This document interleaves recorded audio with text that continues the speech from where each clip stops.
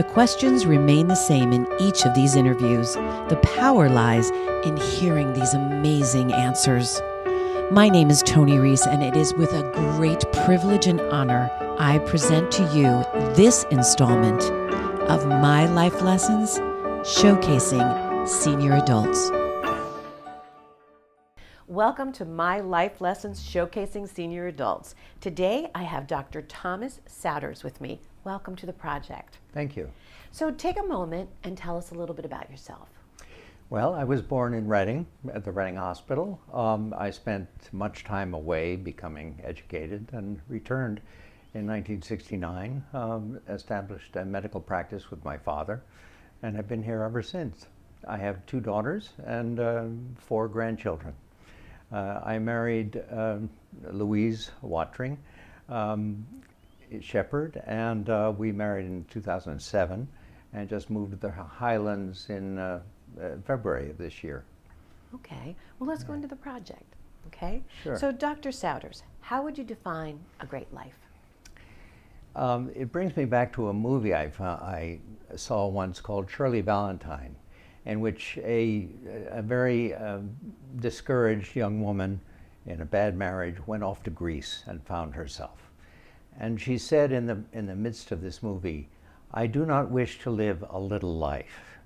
So we're talking about the difference between a little and a large life, or a great life.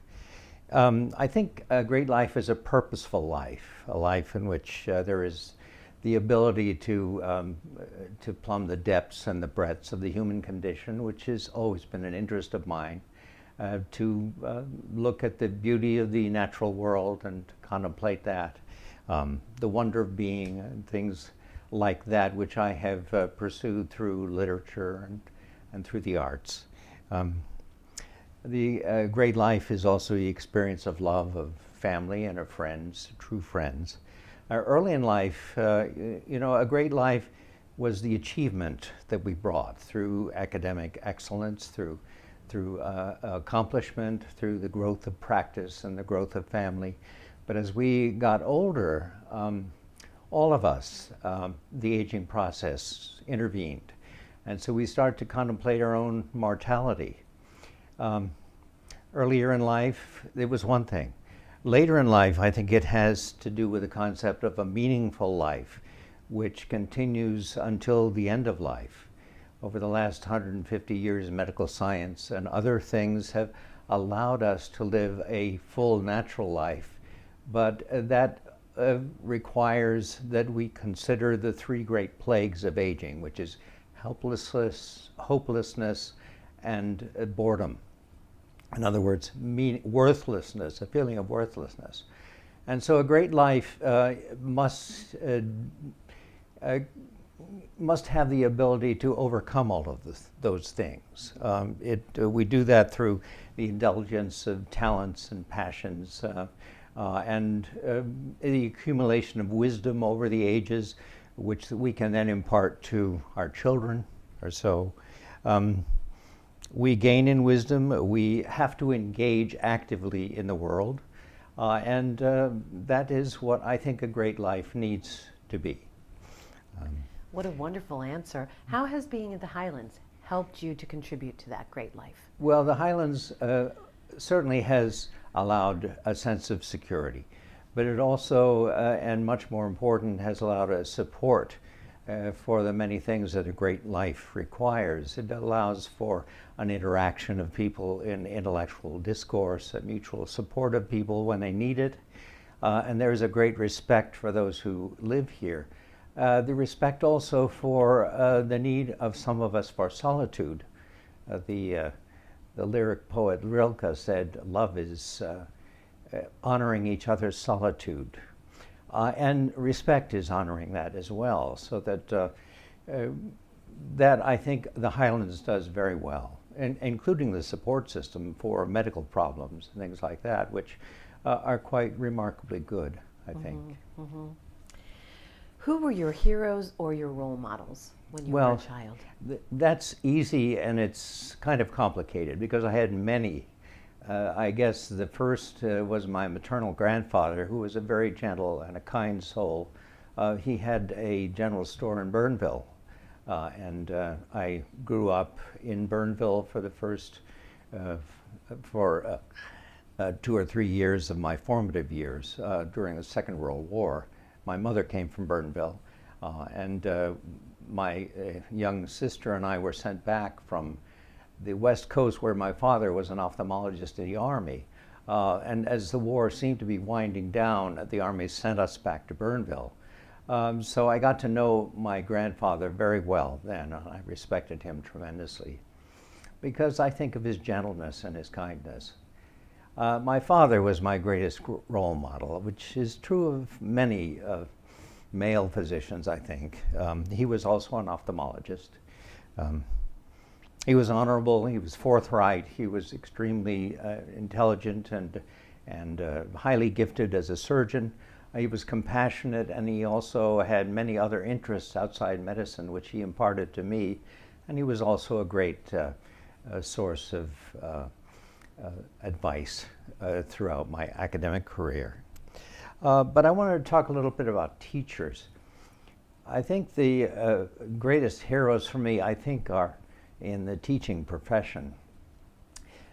A great teacher never knows quite when he or she has influence which stops. The influence of a great teacher continues on and on through some of their best students. My first experience with wonderful teachers was in Bernville. I had my first grade and half of my second grade in Bernville in a 2-room schoolhouse with an outhouse in the back. But we had 2 really good teachers. They taught us mathematics and cursive, but they were gifted and they were very dedicated. And that was the start. When I came back to Reading, I went through Northwest Junior High School and Reading High School, and there I encountered some wonderful teachers.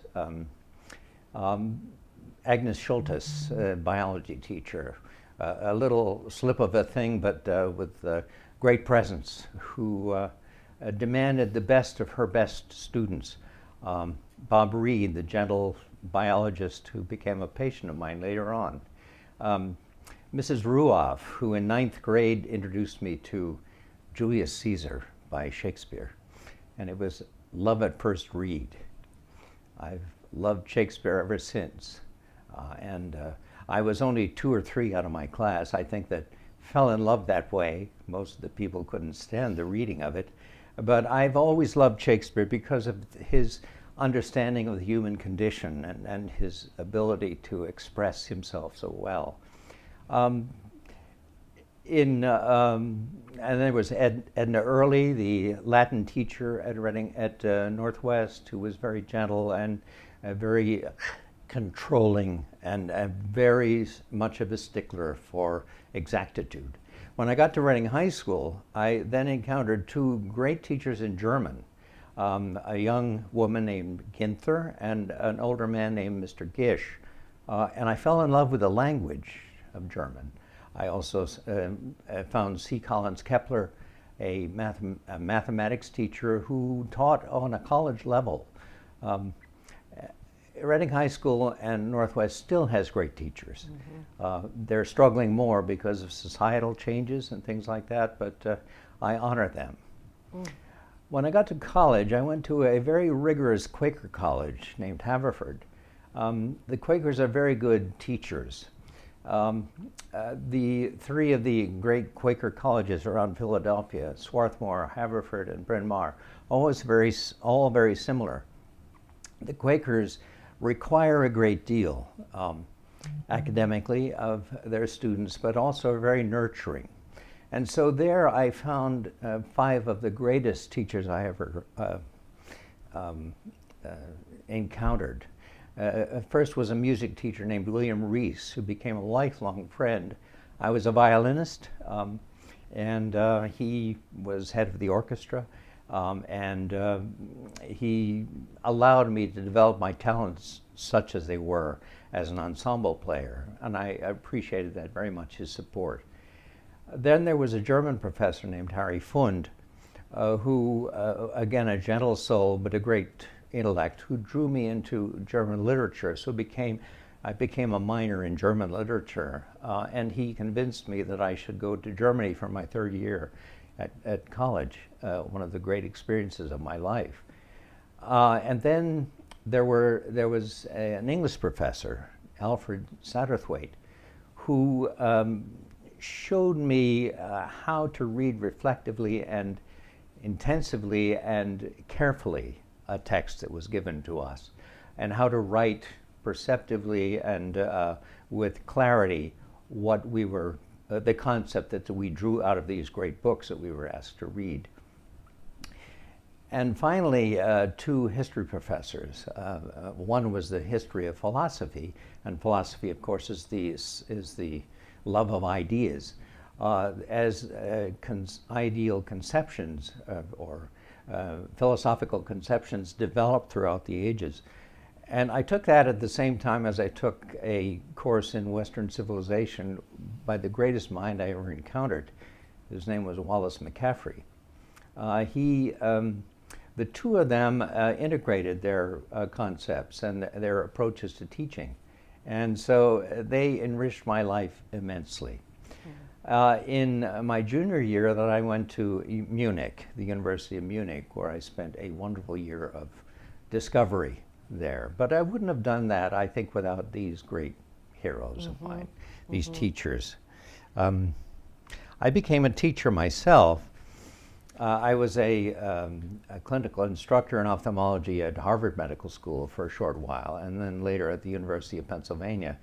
But I found that teaching was not as satisfying to me as it should have been in scientific terms. With my specialty, I would much rather have wanted to teach history. So I was much more satisfied with patient care, and I believe I was a good surgeon, so I think I did a lot more good in that than I did with teaching. I also had many heroes among my musician friends, because I have been a promoter of the musical arts here in Reading. Since 1971, I was head of the Star Series for 25 years. And then for 45 years, I was a manager of the Friends of Chamber Music, which my father had begun in 1953. So I came to know many of these great professional musicians, and they were wonderful people. So those are my heroes also. What an amazing list of role models and heroes. Yeah. Dr. Souders, what do you think would surprise people the most to learn about you? Well, I have had a long interaction with the public with medical care. And so I can communicate well and pretty easily with people, but I think people might be surprised that I'm a kind of a private and introspective person who is somewhat socially retiring, although I'm not agoraphobic. But I'm somewhat retiring in that respect.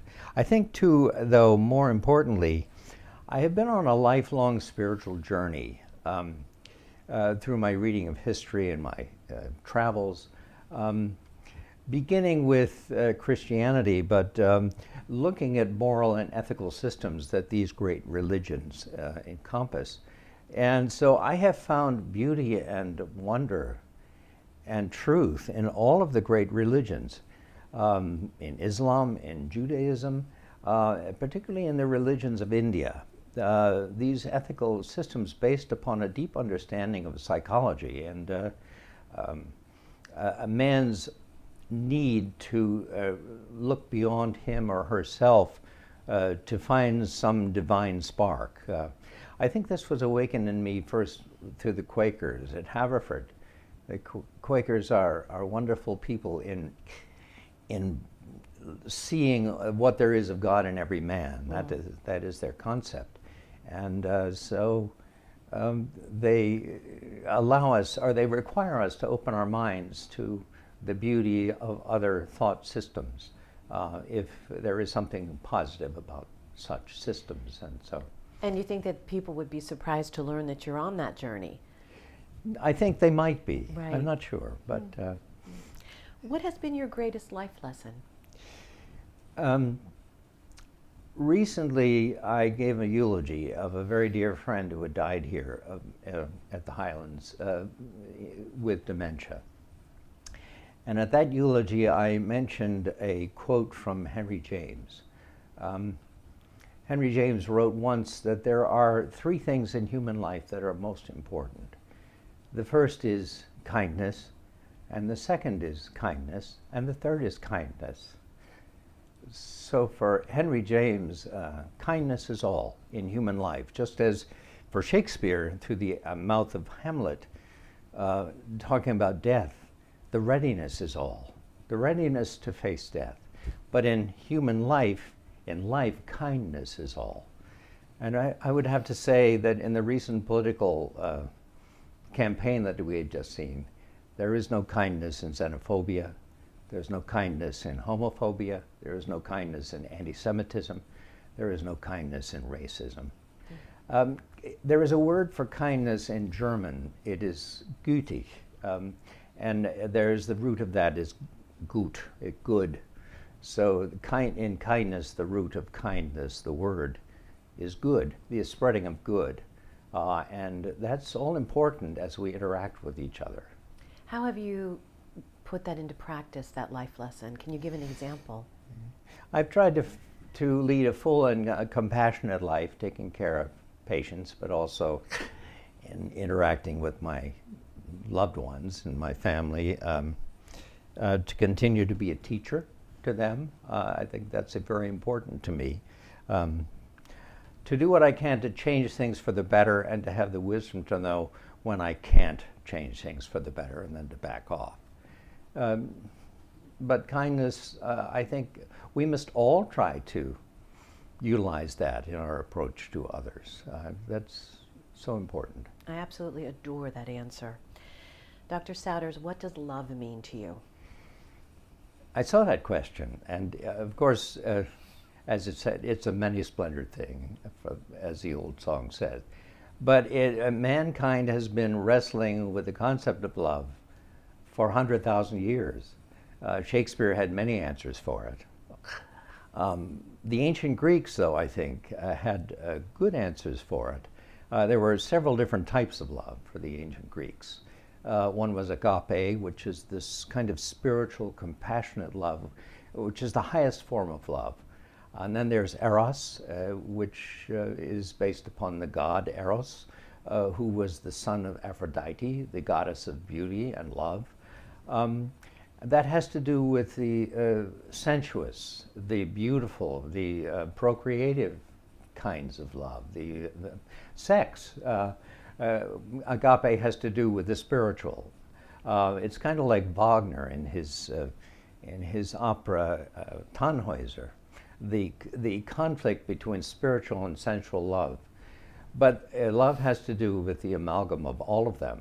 There's another one called philia, which is the love of brother, Philadelphia, brotherly love.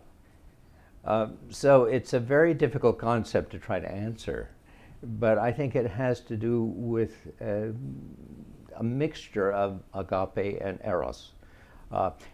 The erotic, we tend to believe, is something that is has only to do with sex and procreation. But Aphrodite being the goddess of beauty, we find that the erotic is a concept of beauty, which when we look at a great painting or so, and we're struck by the beauty of it, there is a certain element of eros, or the erotic element of beauty in any kind of the physical arts, the visual arts, the paintings and sculpture and things like that. So eros is around us all the time, and that is the other form of beauty that is important to so many of us who love the arts and who love music. And so music is my great love, I think. So it's a very complicated answer for you, isn't it? Well, it's a very complicated subject. It is. Yeah. It is. But at its core, what does it mean? Very simply to you. The deepest form of kindness expressed toward others, I think, at its core. Thank you for that. Yeah. How do you want to be remembered? Well, I'd like to be remembered as a compassionate man. I'd like to be remembered as someone who has left a legacy which is positive for the people I care about. And when I look at my children and my grandchildren, I think I hope I have succeeded in that. Dr. Souders, thank you so very much for this interview today.